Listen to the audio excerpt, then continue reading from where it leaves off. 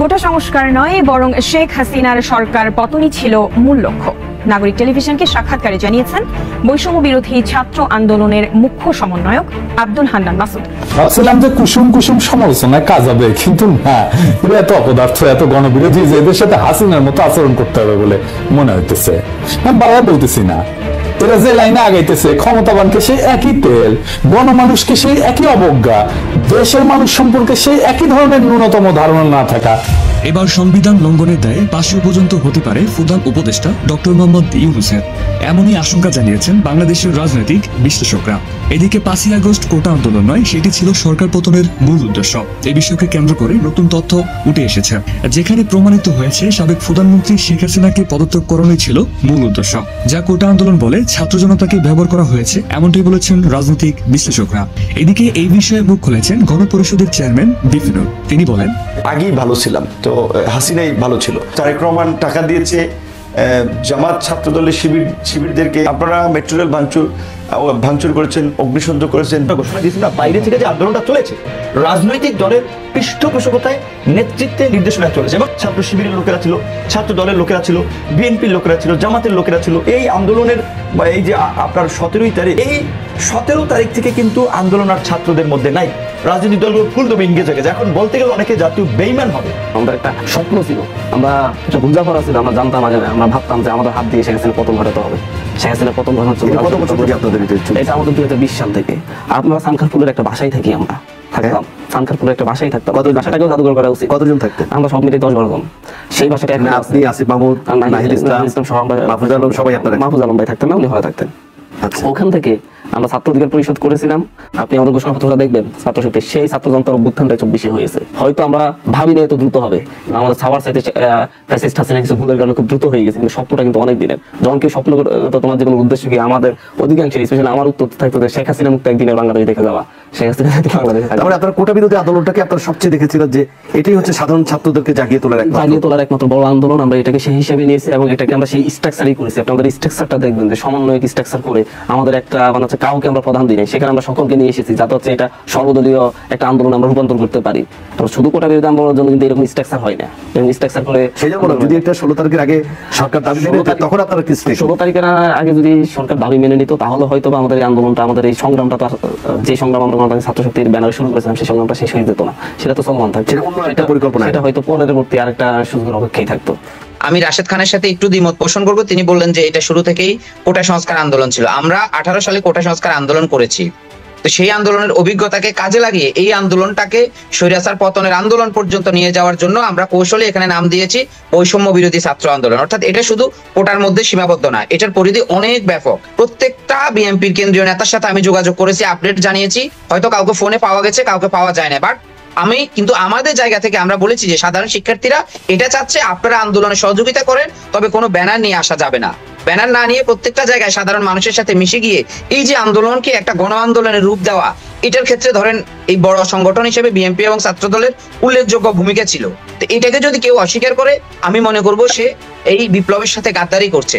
যে 4 বছরের সময়টা, এটা আমি মনে করব যে এটা তিনি আসলে খুবই ধরেন একটা একদিকে রাজনৈতিক অদূরদর্শিতা কথা বলেছেন, দ্বিতীয় দিকে তার এই কথার কারণে জাতীয় ঐক্যে এই মুহূর্তে পাটল ধরবে বলে আমার কাছে মনে হচ্ছে। এদিকে সিনিয়র আইনজীবী ZI পান্ডা বলেছেন, শেখ হাসিনা সম্পূর্ণ নির্দোষ, তার পক্ষে আমি কোর্টে লড়তে প্রস্তুত।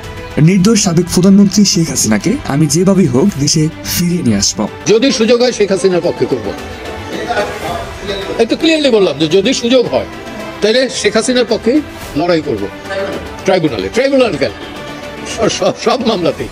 এদিকে অনেকেই বলছেন বাংলাদেশ গৃহযুদ্ধের দিকে চলে যাচ্ছে। তাহলে আসলে কি বাংলাদেশ গৃহযুদ্ধের দিকে চলে যাচ্ছে? বিস্তারিত জানুন ভিডিওতে। বলছিলাম দেশ কি গৃহযুদ্ধের দিকে চলে যাচ্ছে কিনা। আজকে ঢাকায় অনেকগুলো ঘটনা করেছে। এই ভিডিওটা যখন করছি তখন পর্যন্ত রাজধানীর কাউরান বাজারে রণক্ষেত্র অবস্থা বিরাজ করছে। এর আগে আমরা সারাদিনে যেটা দেখেছি, 2টা বড় ব্যাপার দেখেছি। সেটা হচ্ছে যাত্রাবাড়িতে অটোরিকশা শ্রমিকদের প্রায় লক্ষাধিক শ্রমিকের জমায়েত হয়েছে, সেখানে পাল্টা ধাওয়া হয়েছে, সেখান থেকে আলটিমেটাম দেওয়া হয়েছে আগামীকালকের মধ্যে যদি তাদের ব্যাপারে সুরাহা না হয়ে যায় তাহলে তারা দ্বিতীয় গণ অভ্যুত্থানের ডাক দিয়েছে, অর্থাৎ ইউনূস সরকারকে হটানোর ডাক দিয়েছে। ইউনূস সরকারকে তারা রাখবে না, তাদের এবার শ্রমিকদের আন্দোলনে তারা ইউনূস সরকারকে সরিয়ে দিতে চায়। ইউনূস সরকারকে সরিয়ে দেওয়ার আন্দোলন তারা করতে চায় এবং তারা বলেছে শুধুমাত্র রিক্সা শ্রমিক নয়, এখানে গার্মেন্টস শ্রমিক সহ সব শ্রমিকরা একত্রিত হবে এবং এই আন্দোলনে সরকার টিকে থাকতে পারবে না। অন্যদিকে আমরা রাজধানীর শহীদ সোহরাওয়ার্দী কলেজে ব্যাপক নাশকতার ঘটনা দেখলাম। পার্শ্ববর্তী কলেজ মাহবুবুর রহমান মোল্লা কলেজের শিক্ষার্থীরা এসে ব্যাপক নাশকতা করলেন, গাড়ি ভাঙচুর করলেন এবং লুটপাট করার ঘটনা দেখলাম। অফিস একেবারে তছনছ করে দেওয়া হয়েছে, পুরো কলেজ যেন একটা মরুভূমি বানিয়ে দেওয়া হয়েছে। এবং 5 আগস্টে আমরা যেমন দেখেছিলাম শেখ হাসিনার বাড়ি থেকে, শেখ হাসিনার বাড়ি মানে গণভবন থেকে বিভিন্ন জিনিস চুরি করে ক্যামেরায় পোজ দিতে দিতে সব বেরোচ্ছিল, ঠিক তেমনি আজকেও দেখেছি আমরা শহীদ সোহরাওয়ার্দী কলেজ থেকে একটা বড় ফ্যান কাঁধে নিয়ে কেউ দৌড়াচ্ছে, কেউ সোফার কুশন নিয়ে দৌড়াচ্ছে, কেউ হয়তো কলেজের অফিস রুমে এক বক্স খেজুর পেয়েছে, সেই খেজুর নিয়ে খাইতে খাইতে দৌড়াচ্ছে, কম্পিউটার প্রিন্টার এটা ওটা, মানে বিধিকিচ্ছির অবস্থা। এই অবস্থা দেখলে কোনোভাবেই দেশ যে সুস্থ রয়েছে সেটা বলা যাবে না। এই কাজগুলো কি আওয়ামী লীগ করছে? এই কাজগুলো কি ছাত্রলীগ করছে? তাদেরকে কি ছাত্রলীগ আবার ফিরে এসেছে মাহমুদুর রহমান মোল্লা কলেজের হয়ে, এরকম বলার অবকাশ রয়েছে? কিংবা রিক্সা শ্রমিকরা আবার আওয়ামী লীগ হয়ে ফিরে এসেছে, তারা সরকারকে হুমকি দিচ্ছে, সেটা বলার অবকাশ রয়েছে? সন্ধ্যার পরে সারাদিনেই ঘটনা ঘটেছে, সন্ধ্যার পরে সেটা সংঘর্ষের পর্যায়ে গিয়েছে। আমরা কারণ বাজারের দৃশ্য যেটা এখন পর্যন্ত চলমান, আর্মি এসে পরিস্থিতি নিয়ন্ত্রণের চেষ্টা করছে, পুলিশের সঙ্গে ধাওয়া পাল্টা ধাওয়া, মারামারি, আহত হওয়া, এই ঘটনাগুলো ঘটেছে।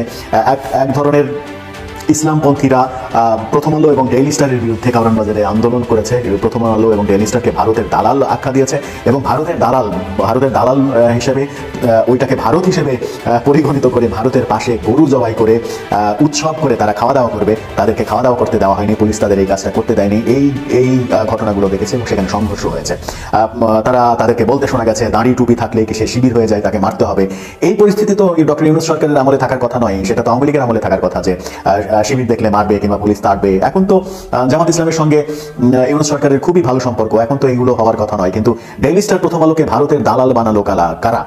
3 দিন আগেই আমরা দেখেছি প্রথম আলো বৈষম্য বিরোধী আন্দোলনের উপরে 10 মিনিটের একটা ডকুমেন্টারি বানিয়েছে, যেটা পরিচালনা করেছেন রেদওয়ান রানী। সেই ডকুমেন্টারিতে ছাত্রদের পক্ষে, ইউনূস সরকারের পক্ষে যত চিত্র তুলে আনা যায় সেই ঘটনা ঘটেছে। তাদেরকে ভারতের দালাল কিংবা বৈষম্য বিরোধী আন্দোলনের বিপক্ষের দালাল উপাধি দেওয়ার কারণ কি? কারণ প্রথম আলো এবং ডেইলি স্টার স্বীকৃতভাবে ঐতিহাসিকভাবে আওয়ামী বিদ্বেষী এবং আওয়ামী লীগ সরকারের সঙ্গে তাদের সম্পর্ক খারাপ ছিল।